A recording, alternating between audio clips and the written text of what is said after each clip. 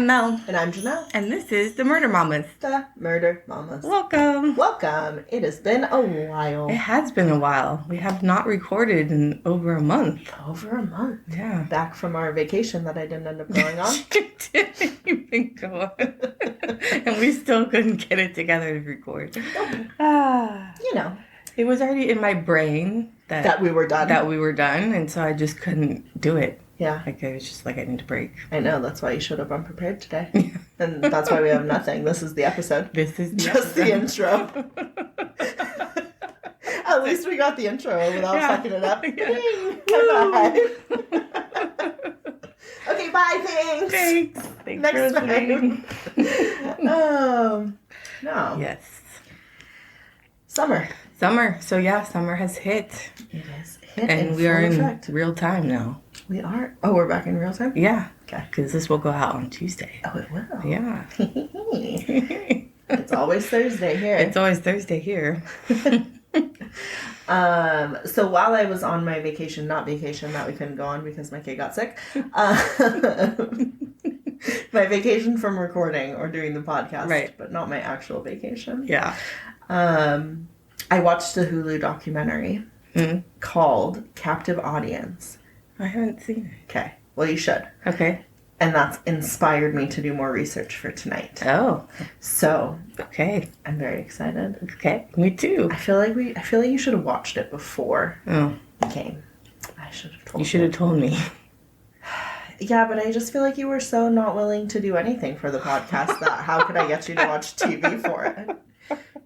You won't edit things. I won't edit. I don't do shit. You won't post them when you're going on vacation. I forget. You forget to post. I'm just fucking with you. Oh, yeah. Yeah, so I just figured that you would drop the ball, so I just decided to not even extend myself. Okay. Thanks for the vote of confidence. No, now I'm just being mean. I'm kidding. You absolutely would have watched it if I would have. I know. Anyways, so yes, are you ready? I'm ready. How ready? I'm ready. Super ready? Super ready. Okay. So I'm going to talk to you about the Stayner. I mean, really? If it's not me or you, it's Lucy or Ladybird. Ladybird.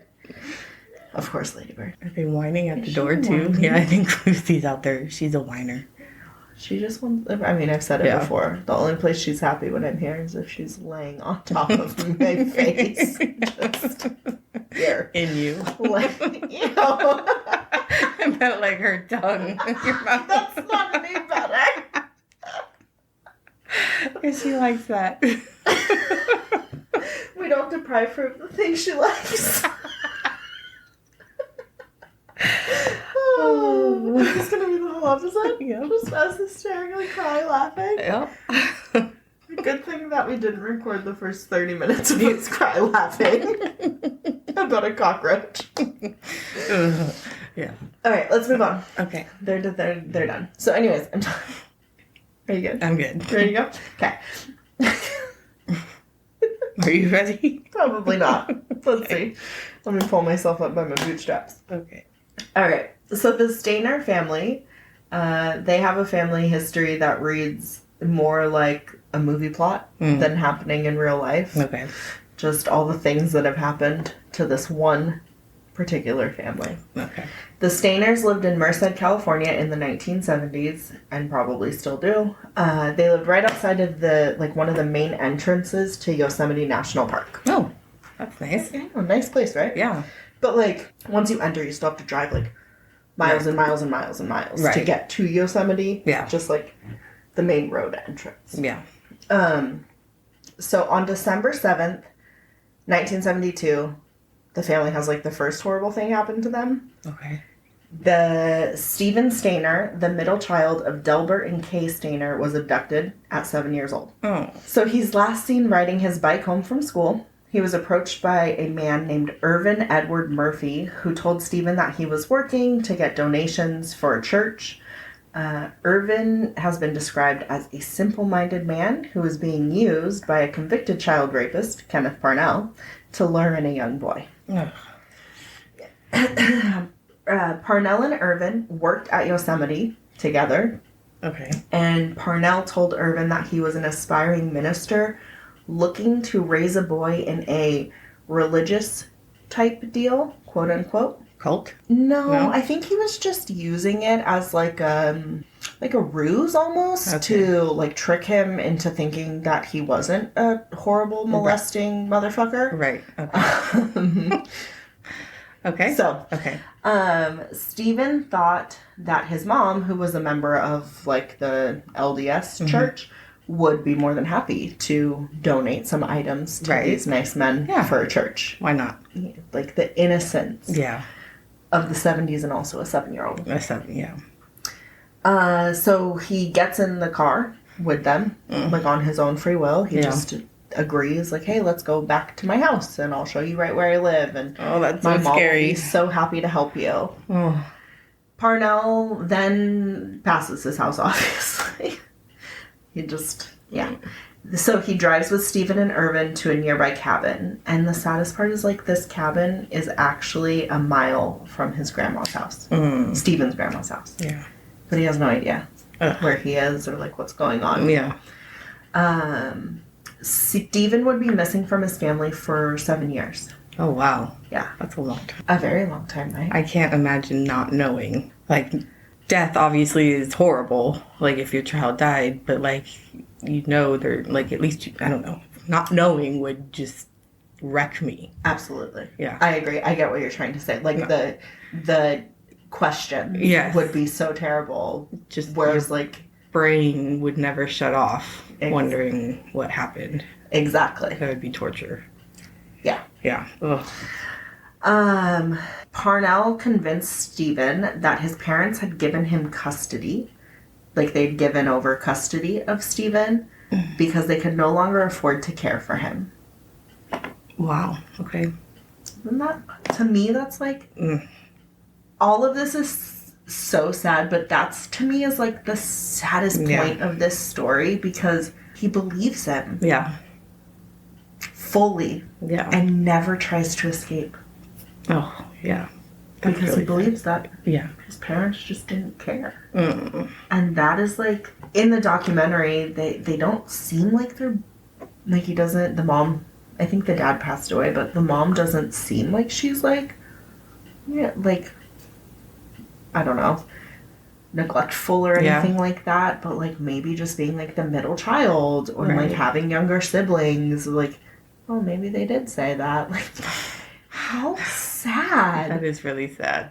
Just that one point, I was like hung up on it for so long. I'm like, okay, now I need to show Blake and Bo that if anyone ever told them that, they would know it was total bullshit because their mom loves them so much. Their mom and dad love them so much that we would never do that. No. Like, they would know that it's a lie. Yeah. It's just it's the saddest part. That is really sad. So, given that Parnell was like a convicted child molester and like sodomizer and things of that nature, Stephen is obviously molested and raped by him. Yeah. Not initially, they said, but like it sort of continued for years. Wow. Until he gets too big, which we'll get to. Okay. Eventually, Parnell would change Stephen's name to Dennis. Dennis Gregory Parnell, and would use this name and his real birth date to enroll him in school. Okay. So he moves him about 30 miles from Merced. Is it? Yeah. Just 30 miles away? 30. Yeah. Okay. Yeah. 30? Yeah. That's like not far. Not really, right? Yeah. It changes his name, and Stephen never... questions anything? He never tells anyone anything. Wow. Yeah, so they move around quite a bit. Yeah. And, like, Parnell's working these menial jobs, and he sometimes leaves Stephen alone for extended periods of time while he's at work. Yeah. Like, working night shift and things like that. And the guy just... never left. He's like, I didn't know how to get any help. Right. That's sad. Right, that's so sad. So, Stephen and Parnell lived in a town called Campeche? Don't come for me. California for several years. Because I know words. I wasn't talking to you. That's talking to everyone else. Or do come for me. I would love some constructive criticism on how to pronounce this one specific town. Yeah. Thank you. Stephen was allowed to drink and smoke cigarettes. He was allowed to spend time out of the house. He made friends. He went to school. Like, he did all kinds of normal things and just, like, never told anyone. Wow. Okay. He never was allowed to have people over at his house. Yeah. But, like, did have some freedoms during this time. So in that Hulu documentary, they actually interview and talk with, like, multiple people who knew Steven. Yeah. At this time, like, his first girlfriend. Oh. Yeah. Wow. So he was, like, out and about. Yeah.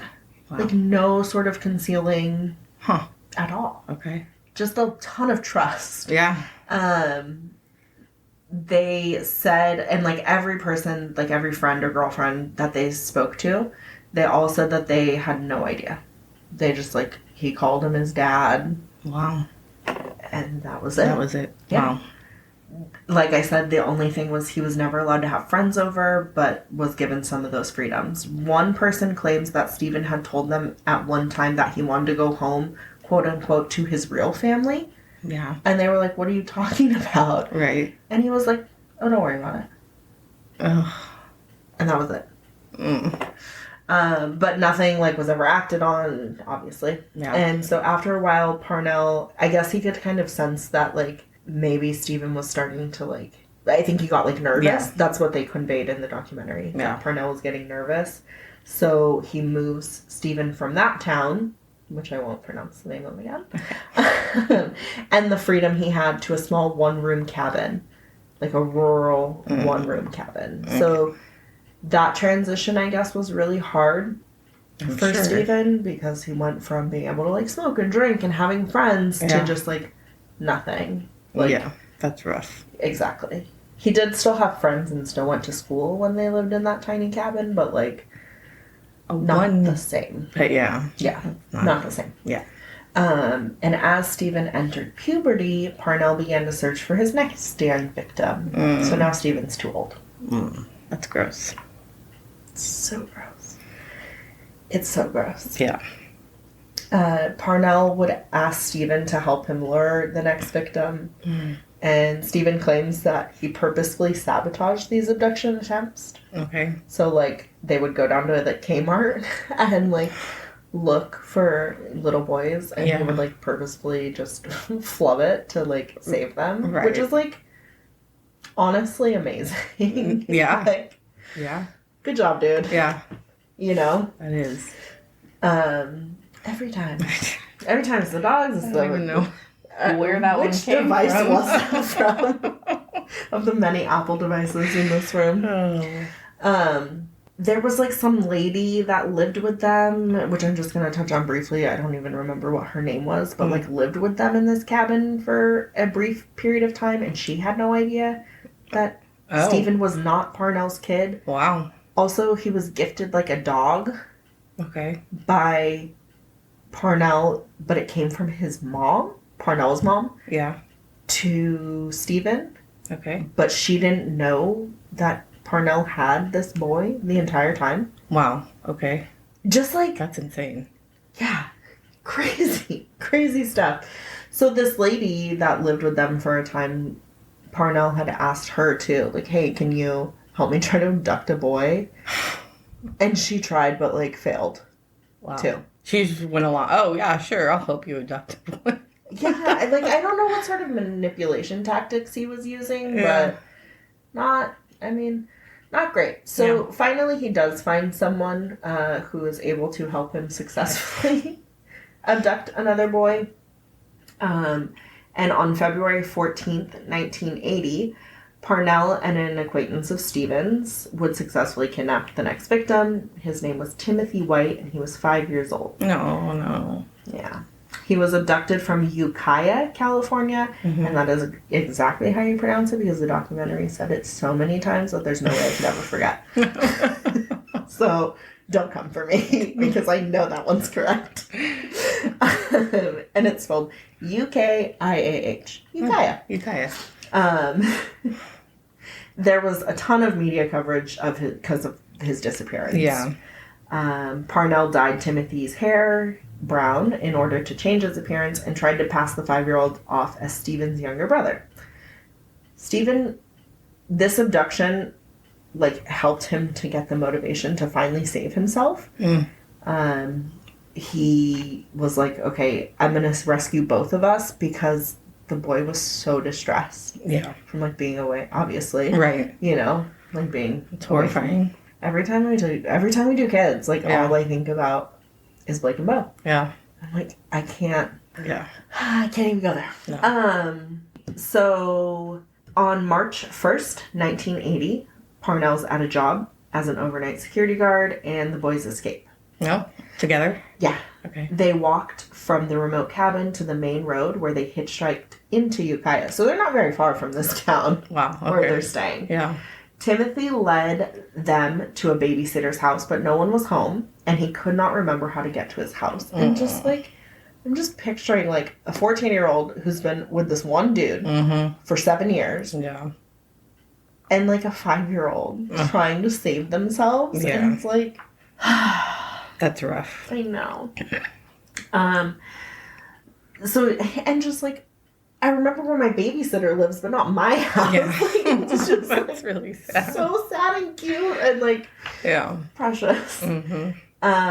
So Steven, being super smart, he, like, goes to a payphone, and I guess they had, like, what are those things called? Quarters? No. A phone book. A phone book. I was like, I'm flipping the pages That's of what the you're phone doing. book. I was wondering what you're doing. No one can see, but apparently it's how you flip pages of a phone book, which I have not seen since I was like 5. Yeah, it's been a while. Yeah, it's been a while. It's been a long time. A long time. Too long.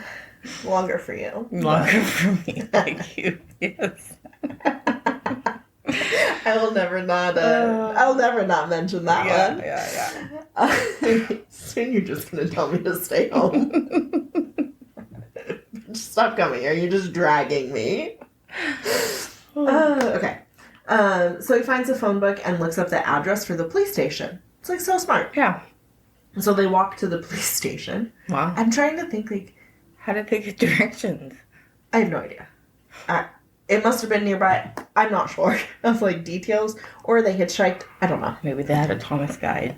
Do you know what that is? Is that the book with, like, the pages and you have, like, the different maps? I remember having... I remember pulling out, like, we had a big one. Yeah. Yeah. I do know what that is. Yeah. And I remember the days when you used to have to print your MapQuest directions. Yep. And then I would sit in the front passenger seat and read them to my dad. But I would always get distracted and miss turns. Well, I was old enough to print my own and then drive. You were able to drive yourself. You weren't subjected to sitting. Well, the good news is that we had the TomTom navigation by the time that I was driving. Yeah. So Yeah. I didn't need anything. Unless the address was new and the map hadn't been updated and then they couldn't find it and you were just stuck in the middle of nowhere. That happened a lot. So much. That did happen a lot. So much. I would, like, type something in and it would just, like, Yep. your map needs an update. I have no idea what you're talking about. You know, I remember that. I don't know how to do this. Yeah. Whew. Memories. Okay. Yeah, wow. I was telling you about The Wire. Yeah. Part of that show, like, in the last season, spoiler alert, if you haven't seen the show from 20 years ago. Yeah. I don't know what to tell you. One of the greatest shows on TV to ever exist. I don't think I've seen it. I'm very disappointed in Yeah. you.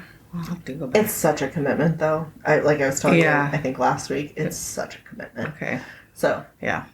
part of they're using a map, because it's from 20 years ago, so they Right. have, like, flip phones with no GPS. So they're using, like, a map, and that's how they solve, like, this code that the drug dealers are using with, like, a clock by a map, because there's, like, different grids that are numbered. Anyways, it's so good. It's so good. Okay. So good. Okay, sorry, my computer rebooted or something. This webpage, like, re-updated. Okay, so he looks up the address to the police station, And they walk there, go there, get there. Yeah. I'm not sure. Not sure how. But they arrive there. Teleport. Who knows? Steven stands outside and he tells Timothy to go inside and tell the police who he was. And like, yeah. Hi, I'm here. Like, I've been rescued. So he starts walking, but then he gets too scared to go by himself. So he like runs back to Steven, who's, I don't know what his plan was. He was just going to stay outside. Yeah, like, that seems weird. I don't, like, hitchhike to Merced or something. I'm not sure. Yeah. And the police are inside just, like, watching this. And so they come outside and they're like, what's going on? Yeah. And then they realize that it's Timothy, who had gone missing for, like, a few weeks. Yeah. And Steven doesn't remember, like, he doesn't know his real birth date. He's not sure if the birth date they're using is his real birth date or a fake birth date. Like, because he was so young. He's been gone for so long. So all he can tell the police is, like, I know my first name is Steven. Mm. And, like... That's sad. Where it's just, like, so sad. Yeah. So, and he's obviously able to tell them, like, where they came from and that he was abducted when he was young, but, like, can't say what his address was or, like, his phone number or, like, none of that sort of stuff. So... both of the boys are reunited with their families, and Parnell's arrested the following day on March 2nd, 1980. Oh, good. Parnell's found to have a conviction for sodomy from 1951. We already kind of talked about that. Stephen was deemed a hero for rescuing Timothy. He's awarded $15,000 by the town of Ukiah. Oh. And just, like, praised so much for rescuing this kid. Yeah. Rightfully so. Right, yeah.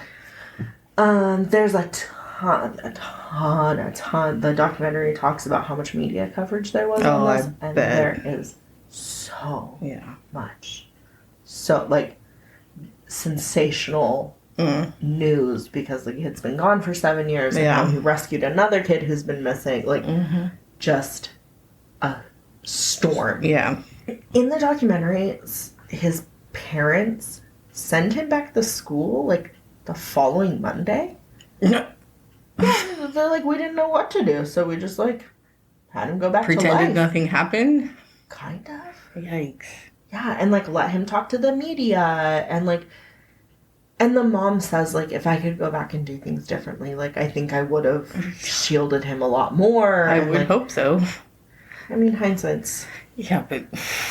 2020, you know? Times are different now, too. Sending your kid back on Monday, like, just... Yeah. That's well, horrible. and, like, they had to relearn, like, how to interact with him. Right. He came back as a 14-year-old. Yeah. And left as Someone a kid. else, yeah. Like, they had to teach him. Like, they had to be able to see him, like, not as a kid. Yeah. Anymore. And, like... That would be rough. His sister, during her, like, one of her interviews, she talks about how, like, he continued life. Like, he just moved on. Mm-hmm. But he was real... Like, he was messed up from it. Yeah. Oh, I bet.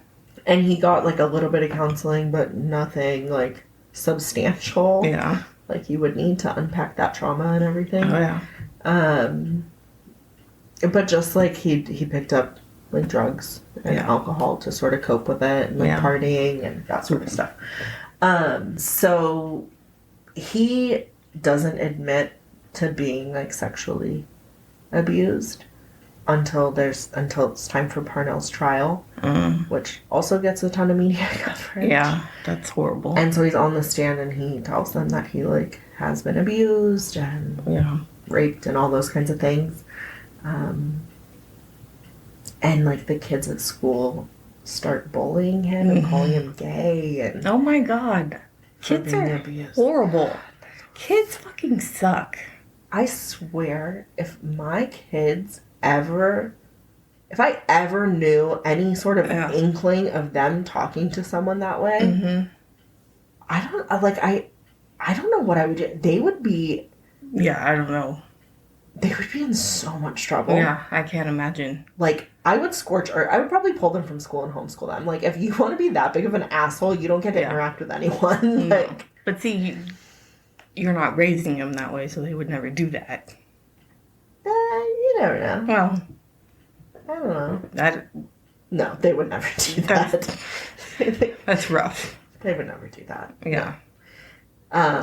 It's rough. So anyways, he drops out of school because it's the constant bullying. Yeah. And they talked a lot in the documentary about, like, how his dad basically, like, just was like, you don't need, like, didn't believe in mental health services and therapy. Yeah. So he just never got them. Yeah. Yeah. He ends up meeting like a teenager, and not a like young teen, but like an older teen. He's a teen himself too. Right. I made it sound so bad.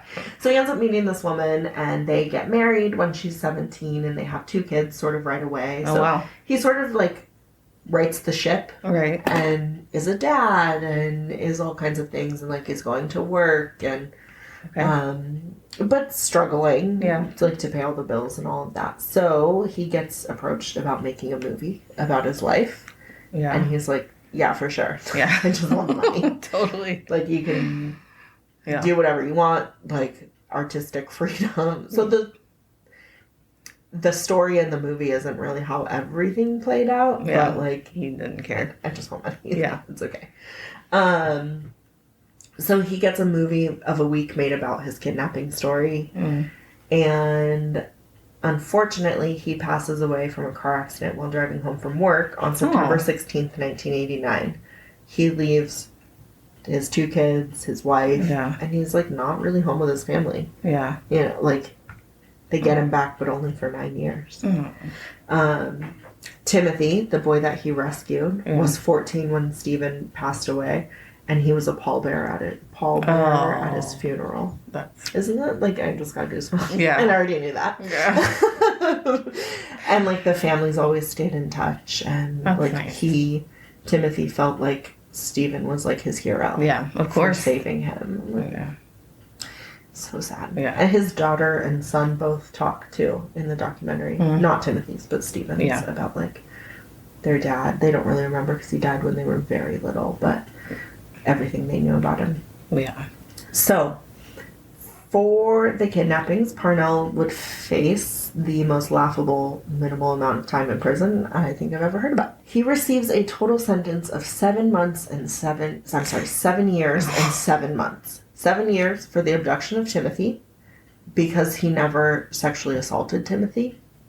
So it was just like a kidnapping. Yeah. Okay. There was no other charges to add on. And 7 months for the abduction of Steven. What about the rape? They couldn't charge him for it because of statute of limitations and the jurisdiction of where it happened in different counties. Oh my God. So they couldn't do it. He only served 5 years. He held the guy he served less time in jail than time that he had someone against their own will. Yeah. That's insane. So the case actually changed California law to, quote unquote, allow consecutive prison terms in similar abduction cases. So, like, he should have served all of them, basically. Yeah. Parnell, we already talked about it. So he goes on trial again in 2004 for charges of child trafficking and attempting to kidnap a child. Oh, good. So nothing changed. Nothing's changed. Nope. Yeah. Nope. Wow. Yeah. And really, piece of shit. Totally. And really sadly, Timothy becomes a police officer as an adult and has 2 kids and a wife. Yeah. And then he dies in 2010 from a pulmonary embolism. Wow. I know.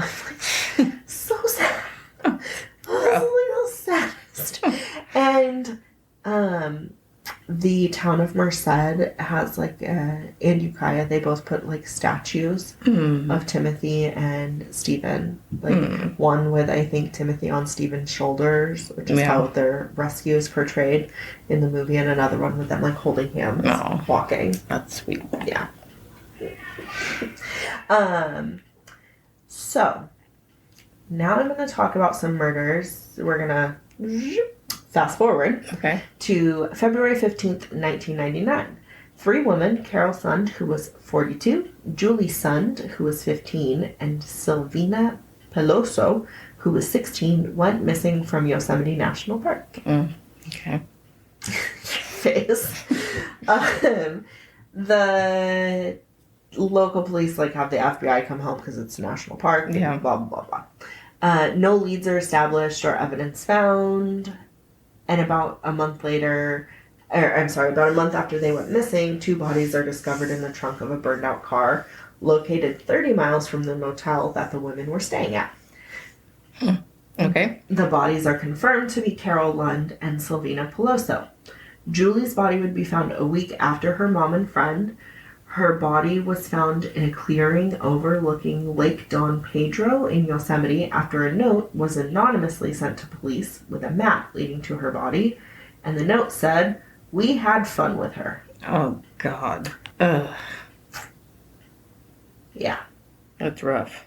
Yeah, so there's like a ton. I mean, it's 19. I don't know if you remember this at all, but there was like a ton of media about their disappearance. I'm trying to think. I don't think I remember.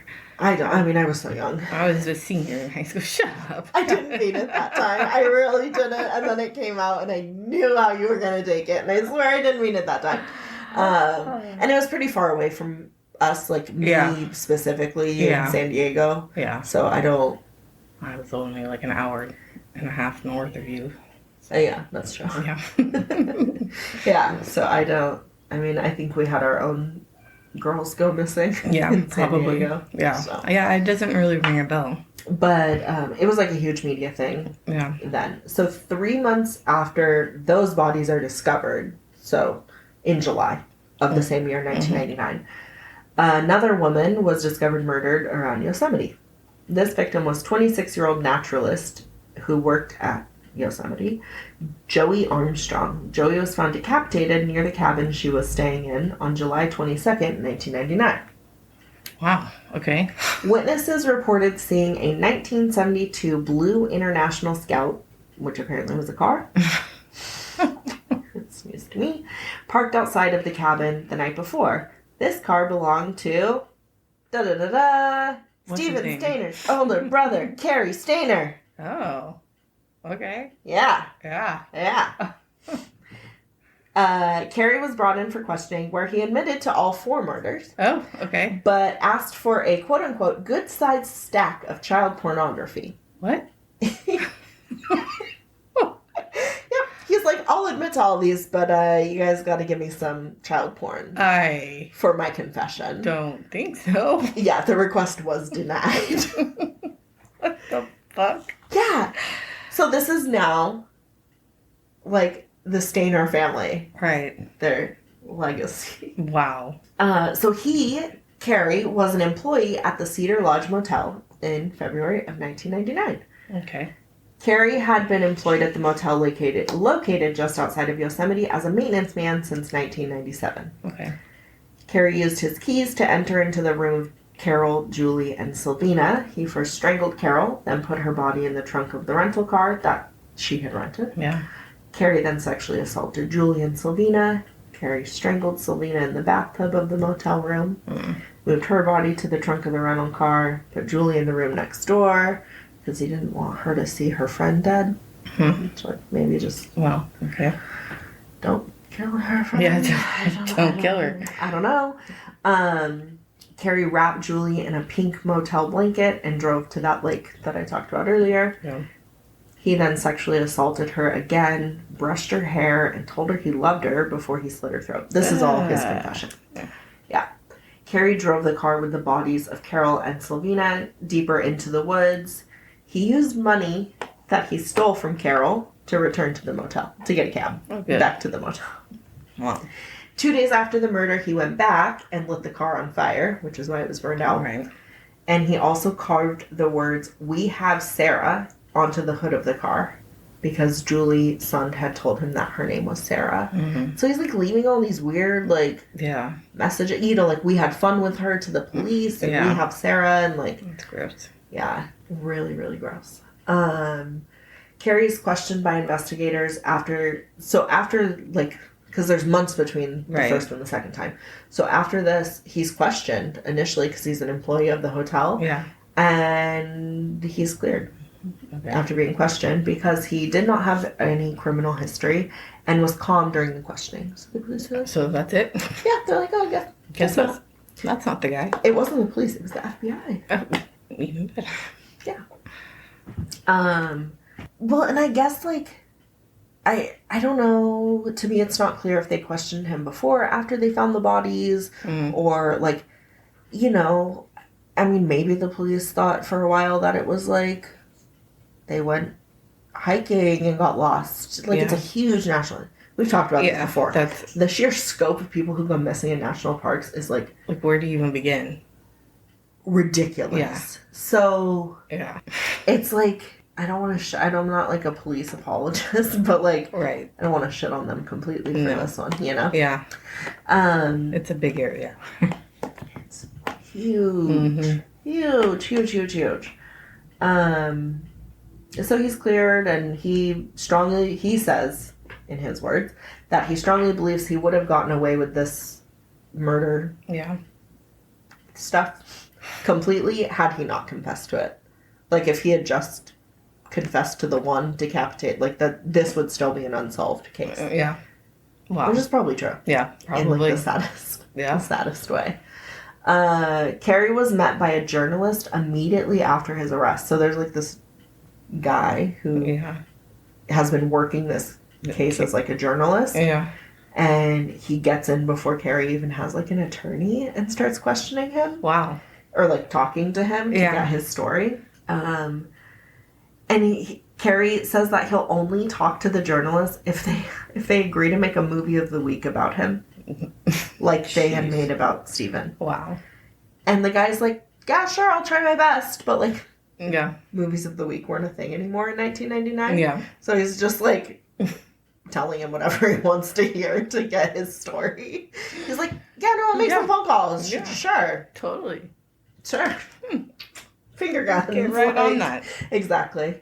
So in that conversation, Carrie says that he had been sexually abused by one of his uncles as a kid, kind of around the same time that Steven went missing.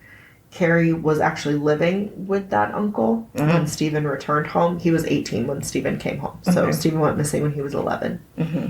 And the same uncle was also murdered by, like, a shotgun. Wow. At one point, which the police reopened the case. Yeah. When all of the other murders the man committed came out. They're like, maybe let's take a second look at this guy. Yeah. Okay. But he's never tried for that or, like, convicted of his uncle's murder, so who knows. Carrie outlines a childhood that was tainted by the kidnapping and return of his brother. He alleges that there was neglect while his parents focused on finding Steven, which some of the other siblings say too, and that there was a lot of jealousy for the attention Steven got when he returned, which, like, in the most fucked up way, they're still kids, you know, like, they don't see big picture. No. Like grown-ups do, you know? So I can understand. That. Yeah. So he said that he was jealous of Steven, and he also says, though, that, like, there's, like, so much stuff on this guy. He says that he wished on a star for his brother to return home safely every single night. So he'd, like, go outside and wish on this one star. Yeah. And be like, please make my brother come home. Right. And then he talks about how when his brother finally came home, he went to go wish on the star, but, like, he was already home, so he said thank you instead. Okay. I was like, oh, okay. Like, I don't know. Things that didn't happen for 200. Yeah, right? Like, yeah, that's weird.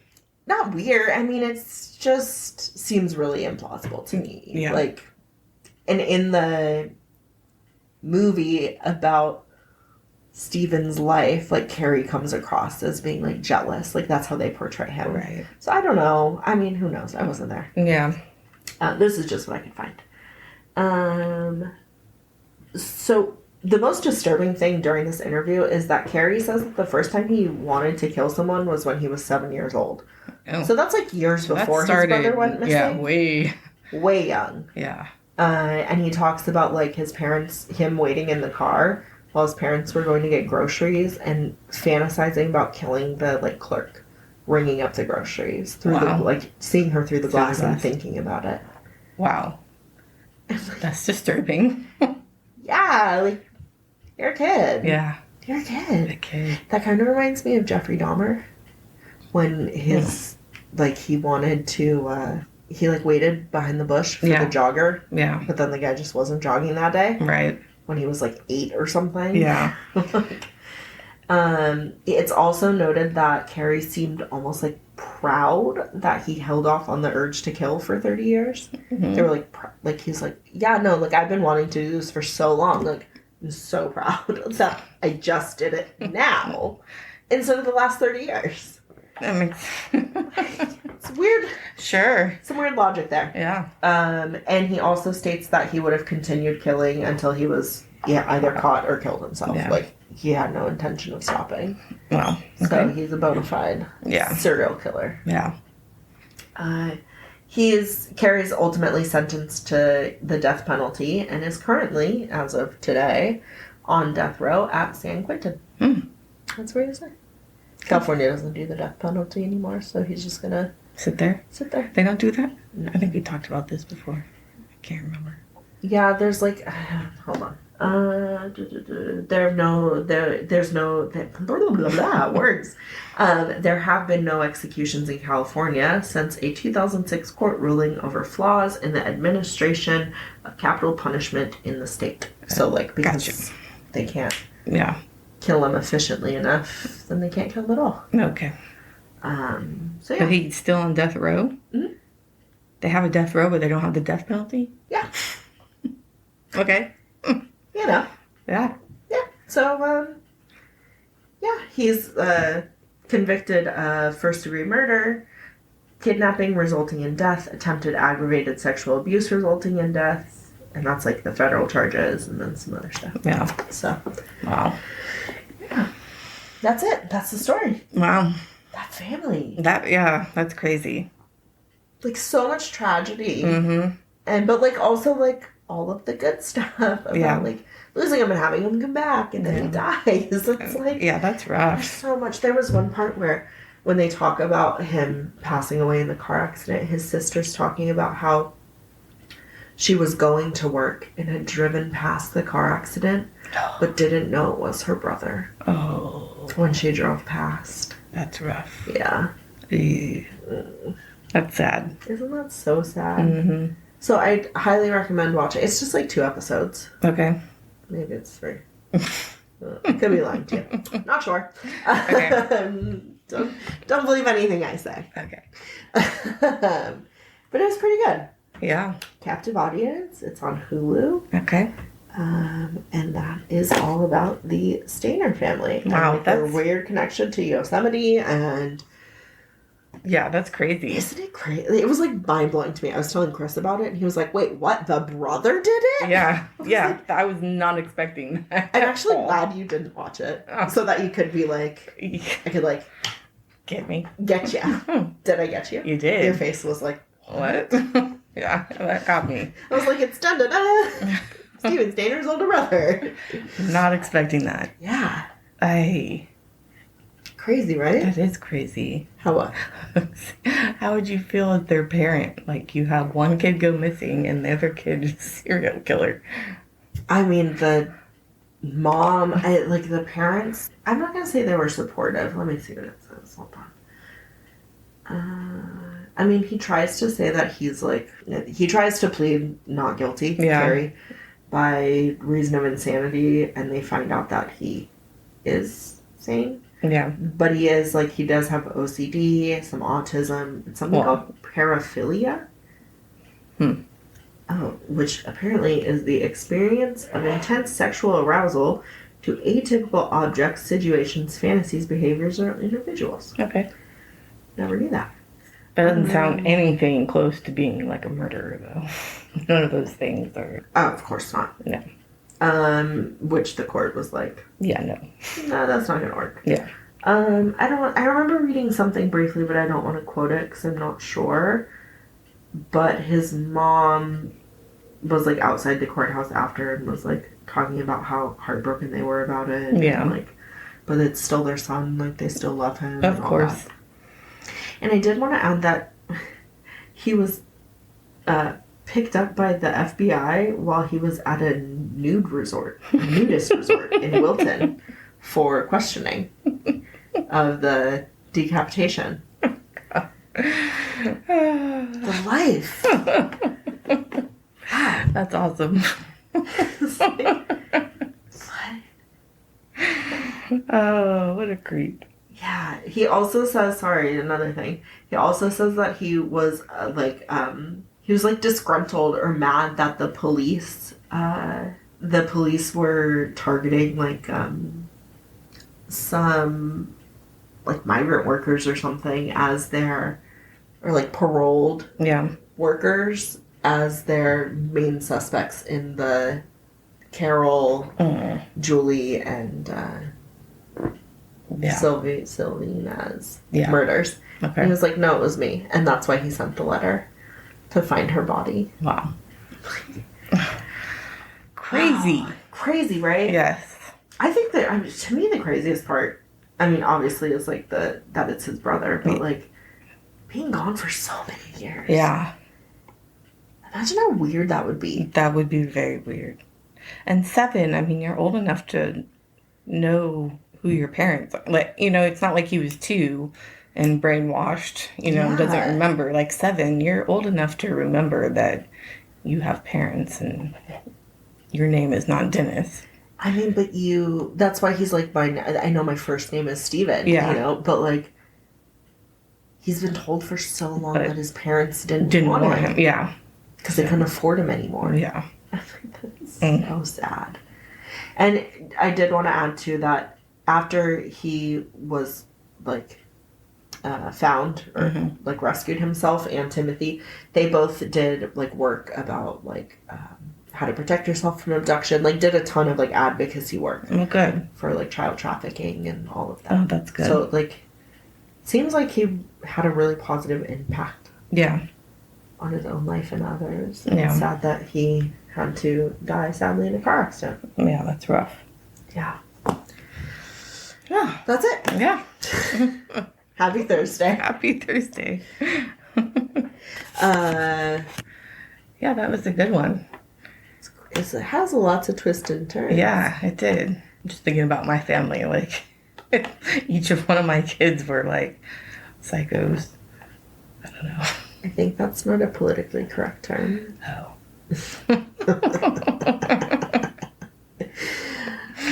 I just can't imagine, like, I don't know. That's rough.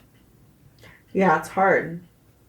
It's hard to imagine. Like, it's also hard to imagine, you know, if what he's saying is true, and like the first time he felt like he wanted to kill someone was when he was 7. Yeah. Like, how many people have that as kids? Yeah. You know?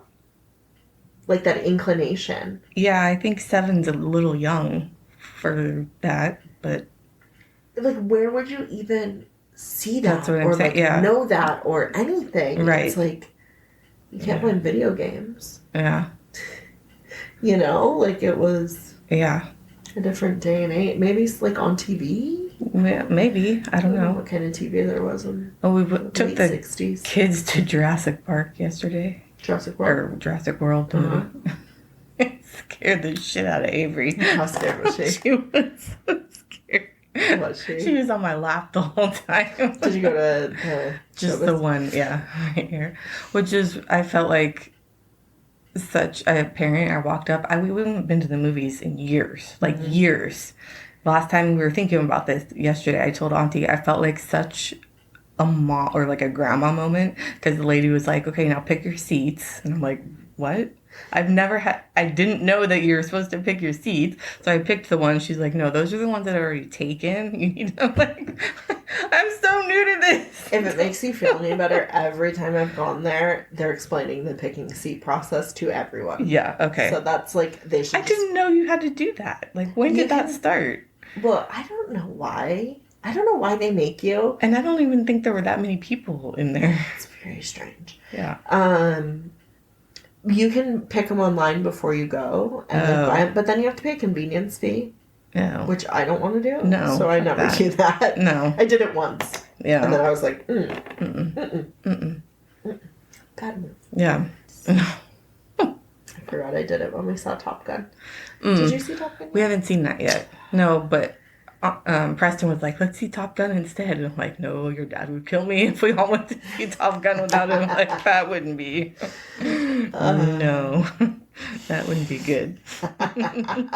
Hey, Dad. Yeah. We also had Top Gun today. I mean, Jurassic World. The dinosaurs did dinosaur-y things. They roared. Super scary. But yeah, the seats were nice. They're nice, right? Yeah. Yeah. I actually enjoyed it. It was bad. Although Avery was up and down, up and down, up and down, up and down the whole time on my lap. And I was like, oh my God. Did the boys like it? Mm-hmm. I liked it. I thought it was good. It was entertaining. I mean, It was good enough. it's Jurassic Park. I was telling Chris that I felt like I was really out of the loop. I'm like, what? Who is this girl? And her mom, and she's like a clone. I missed a few movies. I've seen them. Oh, you have? I haven't. I saw I saw the first one. Well, the very first one. Yeah, I mean, I've seen like the original Jurassic Park. Yeah. I don't know if I've seen the other old ones, and I've seen the first Jurassic World, but I haven't seen anything else. So I'm like, I feel like I'm missing some plot points here. Yeah, and I'm glad my kids can't really follow plots or care. They're here for the dinos. Yeah. Because they're not confused, but No. I am like, I was confused on that who is this lady and what is going on? Maybe I missed one too. And she's special because her mom, she was born from her mom's DNA, and she's like the exact replica. It was real confusing. It was confusing. Oh, spoilers. Yeah, spoiler alert. The lady impregnated herself, which was really weird. But then she had like that genetic disease and then changed all of the baby's DNA. So then the scientist from the first movie, the bad scientist, he could use that technology to change all the DNA of the locusts that were killing everything. Right. Like, yeah, random. Okay. Can you show some more promathodons? Because that's what Bo's here for. Yeah. Like, not super interested in the rest of this. Yeah. Yeah. It was a little confusing. It was entertaining, though. Yeah. It was fine. It was okay. It was okay. You guys should see Top Gun. Yeah. Highly recommend. We you really and need to go. Auntie Yeah, I should think go on a date. we're going to do it just by ourselves. Yeah. Yeah. Don't take Avery. It would... No. We just have to... That would be a waste of money. Absolutely. Yeah. Absolutely. I mean, Preston and Connor. They want to see it, but we'll wait until Auntie can download it. Why? No, you need to watch it in theaters. No, we will go, but we'll wait for the kids. Oh, for the kids. Yeah. They don't need to go. It's expensive. This is for grown-ups. This is for grown-ups. It was like $60. We went with like the tickets were like $30, and then we got candy. It was like $30. Oh, you gotta sneak that shit. I know. Well, I wasn't sure. Last time I've been in the movie theaters, the guy checked my purse. He literally asked me to open my purse and went through it to make sure I didn't have candy in there. I fucking flipped out. I didn't have any candy. No, I didn't have any candy. Oh, I flipped out though. I was like, what? Did you say no? I was like really like, and he just, I can't remember like what happened, but I think my purse, like they asked me to set it down and I set it down, not like thinking anything. They're like, okay, we're going to search it now. I'm like, you're going to do what? Like, you can't search my purse. So but I didn't have any candy in there. But so I wasn't sure if they still did that or not. Oh, no. I snuck candy in when we saw Top Gun. Yeah. Okay. Yeah. And then the next day I had a bunch of Mike Nikes in my purse. I was like, oh, why do I keep pulling out Mike Nikes? It's like, no wonder the box emptied so quickly. Yeah. Half of them ended up in the bottom of my purse. Did we do our outro yet? No. Oh, we're still recording. We're still recording. Oops. All right, let's outro it. Okay. Thanks for listening. You can find us on Instagram at The Murder Mamas. And Twitter. The Murder Mamas. And Facebook. The M Mamas. And email. Because you can't say murder on Facebook. There you go. And email. themurdermamas@gmail.com. And that's it. That's it. Thanks for listening. Thanks. Bye. Bye.